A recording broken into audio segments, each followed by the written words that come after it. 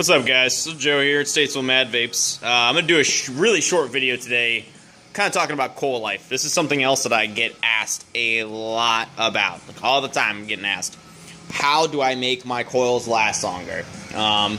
You've got a couple options. I'm going to try and breeze through a few of them. So, option number one, your juice. A lot of juices contain a ton of sweetener.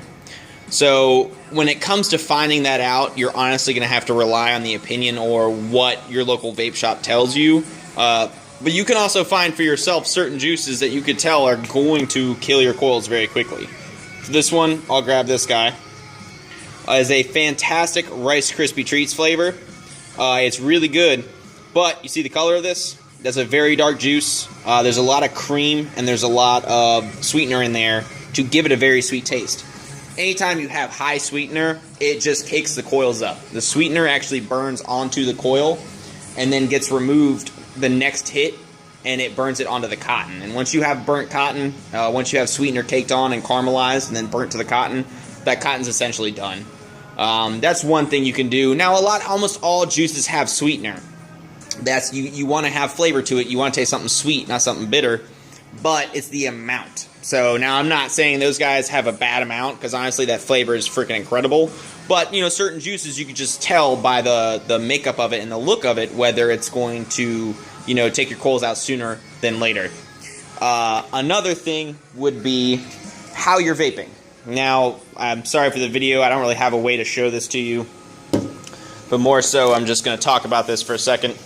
So when you're vaping, there's a couple things that can greatly improve coil life. One of them being taking 2 or 3 seconds in between each hit. A lot of people, you'll see chain vape. Now, if you build your own, sometimes you can build them to where you have the ability to chain vape. But usually you want to take a hit,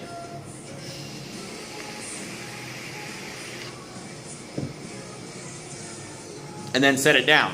You need to give your coil time to resaturate. When you vape, you're getting those coils red hot. They're pulling the juice from the cotton, creating vapor, but it's also drying the cotton. So you need to give it a few seconds in between each hit to allow your cotton to resaturate and soak up all the juice so you can take another hit.